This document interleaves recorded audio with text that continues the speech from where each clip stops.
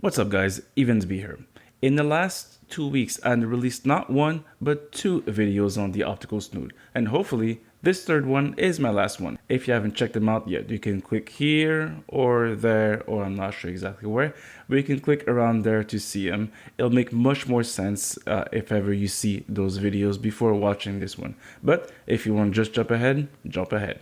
2,000 years later. Welcome back. So if you did check out those two previous videos, you have noticed that the first one shows you how to use basically the Gobo in action. So it's basic methods, its basic function, how to focus it. If you watch the second video, I'm showing you how to actually create your own Gobo, or also called goes in between optics, basically the thing that you insert to create any custom pattern. So I took one of my patterns and I basically went ahead and shoot it.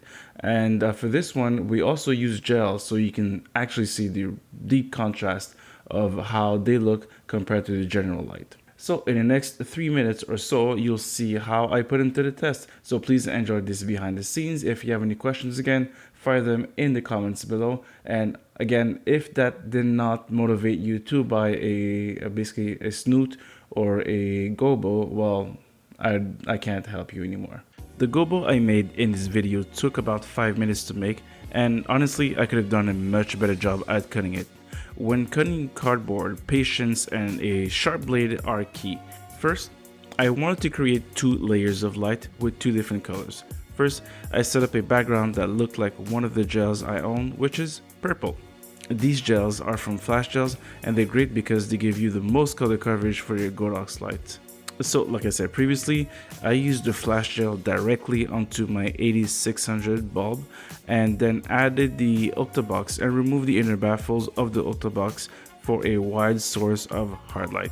This allowed me to control the directionality and also the spill of the light. Then I took out the optical snoot and inserted the DIY solution inside of the snoot. For the front of the element, I used another flash gel and made sure that it lined up with my shape.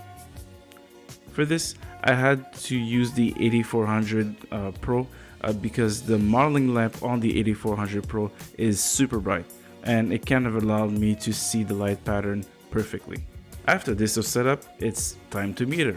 So I metered the purple light about 1/2 a stop or maybe 2 lower than my main light. Then I metered the orange light to be correctly exposed. This is all thanks to the iPhone powered Lumo Power that I reviewed here. And straight out on my camera, and actually the first shot, it gave me this.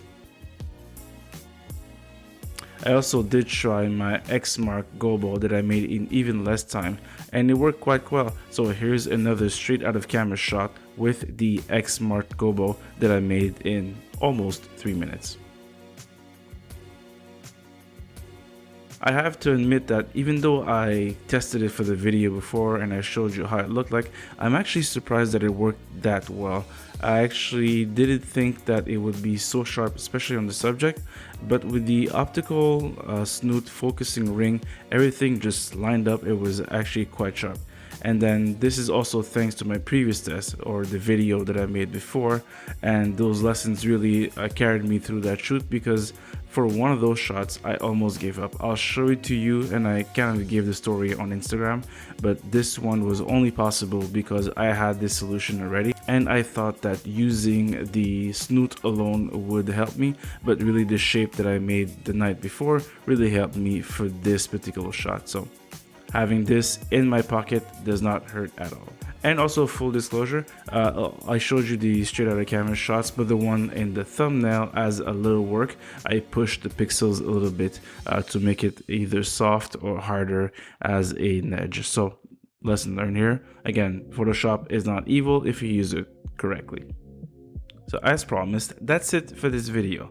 If you'd like to grab yourself an optical snoot or a set of flash gel, I left a link in the description below for both of these items, especially for those reviews are costly, and by buying from this link, you're helping me fund those future purchases, as it allows me to test them and you can see from my experience if it's worth buying or not. And if you haven't done so, you can also support me by supporting your learning by subscribing to this YouTube channel. There is content posted regularly, so please make sure you stay up to date with what's coming out for this YouTube channel. And I'll be again sharing more behind the scenes, more tips, and also more lighting tutorials in the future.